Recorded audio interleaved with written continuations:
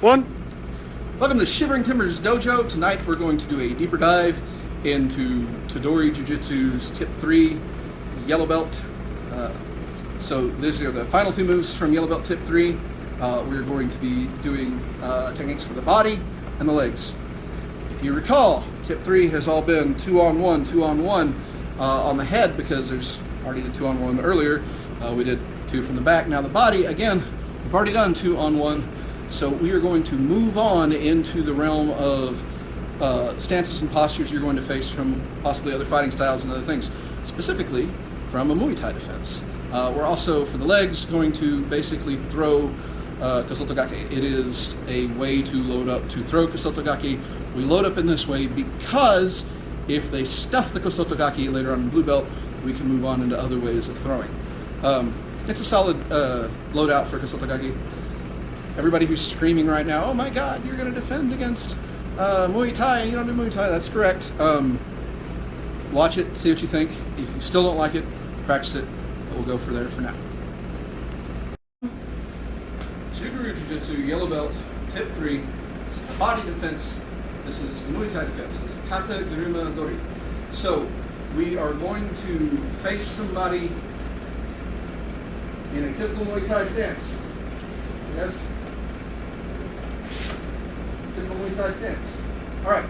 So hands open, hands closed, elbows out, elbows in. If my partner, who I'm practicing with, does not practice Muay Thai and does not have the perfect Muay Thai defense, that's okay. Secondarily, there's a lot of people who do Muay Thai who really don't fight like this. They're really in more of the orthodox monster stance. That's fine. There are people who, in their fighting stance, is fairly high. So we call this Muay Thai, but understand it's for anybody who has a very high stance with their hand. Again, we're simply using this to get in. Now, everybody says, when I say this is a Muay Thai defense, oh, Muay Thai practices clinch. This is terrible. You can't get past the clinch. But we're not going to get to the clinch. We're going to avoid that completely by going to the kata guruma. Secondarily, this is yellow belt. So we are simply going to load the kata guruma. We are not going to load it correctly. Not going to load it correctly because this is geared towards teaching new people. And if we load it correctly, it's a good way to smack each other in the beanbag. We're going to avoid that. So, let's get right to it. So come up here. We're going to slap the hands away. We're going to open up the thing. Because if we punch, they're just going to slap it away and punch us right back. You know, and I don't want to get into that. So slap it away and grab. As we grab, we're stepping in. Now, instead of coming straight up the middle and having the new guys smack each other in the groin inadvertently, we're simply going to come to the outside is all. It's a way to load up for this throw, protect each other. Slap the hands away to grab here, and up under. Yeah. Again, for yellow belt, that's all it is. It's just the grab, the load, the get ready to throw. I've had people tell me this is going to break my back. I haven't broken my back yet, and I've thrown some pretty big people. That said, let's go from this side. All it is it's just, okay, let's go to the other side. So if I come to here, and I come into here, and I don't come up the middle, I can come here because, let's face this, the throw can also come from me lifting the pant leg. I can do this from the outside. It's not as fast and efficient, but it does work. And again, what I'm worried about is the new guys smacking each other in the beanbag, getting a little antsy with this. So this is just a learning tool. Okay? Now, let's have a small person try this against a big person. All right, right foot forward. Get in there. Boom. Left side. Boom. Again, I can feel her pulling me out of balance. Is she really throwing me? Is she really going to put all of my considerable weight on me and cork me? Probably not. There are ways to do kata guruma. Here. There are ways to do kata guruma. You can drop and go from there. So you don't ever have to carry a person with both your legs. Again, there are ways to go through the fireman's carry. Judo has some wonderful ways right now of doing fireman's carry without ever hitting the legs, because now leg grabs are forbidden in Shiai, the competition. So there's some really good views on that.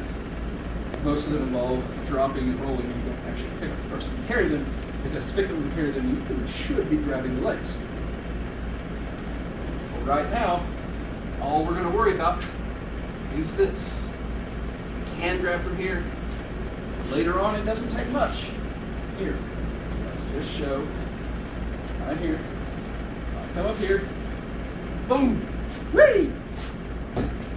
There's the throw. But at the yellow belt level, I'm not getting there just yet. I just want to get. The big thing is, leave the hands up, get it out the way, and grab. If they come in to grab that clinch, get away. Don't let them grab the clinch. That's the whole point. Your side. What I want you to do is try to get the clinch right here. Okay? Go for it.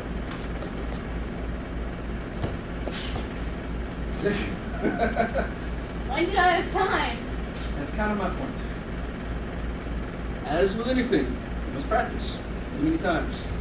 As you practice, as you get better, as you get faster, you drop and get under them before they do that.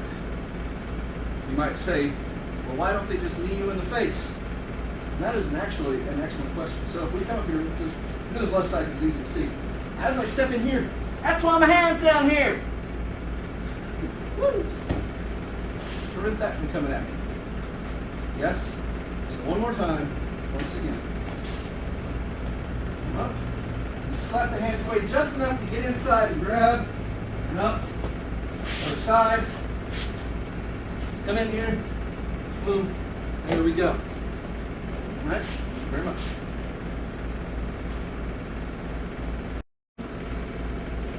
Tedori Jujitsu Yellow Belt. Tip 3, final one for the legs. Soto gake. For this one, our uke is going to be standing arms akimbo. I love that. So here she goes, standing arms akimbo. All I'm going to do is step in. So right side to right side. Grab the right hand wrist. Switch my grip. Push the shoulder. As I push the shoulder, I pull. There's the Pizushu right there. Feel that getting you off balance? And then the soto gake or soto gari right there. I tend to come up because we're standing and not moving. I tend to make it soto gake. Other side. So again, I step left to left. I switch here. Come up here. And grab. Now you're asking, why not just step and grab here? And the reason is simple. I'm already moving one side to one side, right? So I move one side to one side right here.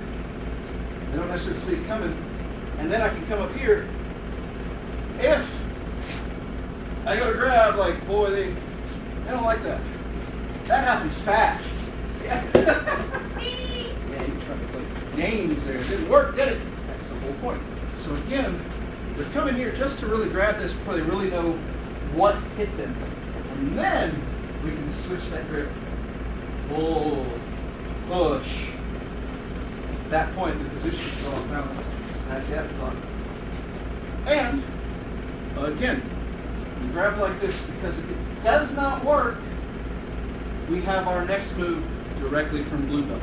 To blue belt, you will see, oh, it is that way because it didn't work, so they immediately went to something else just as fun and useful.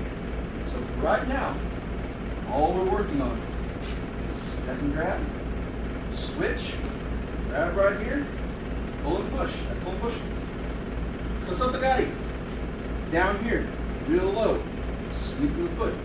Because she's stepping, I really want that gake to kick behind the knee or even lock up the leg if I have to. Boy, that sure works like a champ. Other side, again, so I come into here, I can come down there for the gari. Again, if they're moving enough, if they're just standing here, the gake is really where your money shot is. Boom, right there. I catch that leg, Could you resist? Here, come here, resist it. Don't let me throw you this time, okay? I'm gonna get you straight. Don't let me throw you. Ah, too late. All right, so let's try this on a big dude. This is actually a fairly good throw against a big guy.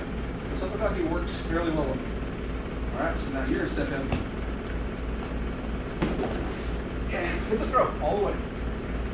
In yellow belt, we typically just load for throws, but I want to show that you're working together. So get the full throw. Other side. Hit it like a knee. I'm big. Hit it like a knee. Oh, yeah. Good. It's a good throw against somebody who's bigger. Did you have to carry my weight on you? Get my kazushi off balance? That's right. So that kazushi's off balance. Woo! That's all it takes right there. Yes. Get that kazushi. Remember, get off balance. Boom. That's it. Other side. Step it in. Boom. There's that off balance right there. Woo! There's nothing you can do. All right. So that. Yes. So that was the end of Yellow Belt Tedori Jujitsu Tip 3. Again, from the body, the Muay Thai defense. There's another Muay Thai defense later on in Yellow Belt. There's more throws, legs. We're going to do, soto gake. We also get into the soto garis and ogoshis and things like that. We will see defenses against throws. You'll see us start to work that angle. And in Yellow Belt, all we really want to do for these is just load the throw. It's the beginning level. The aliveness is low. The compliance is high because it's Yellow Belt. As we go further, we'll see more blue belt. You'll see what happens when it doesn't work. And brown belt, we go directly for the throws. All right, so try this out. These are good ones to try with resistance. These are good ones to try with an actively resisting opponent. And if you say, hey, we found a way around this with an actively resisting opponent, as we have, tell me about it. Show me. We'll talk about how to get around that. Other than that, stay safe. Thanks.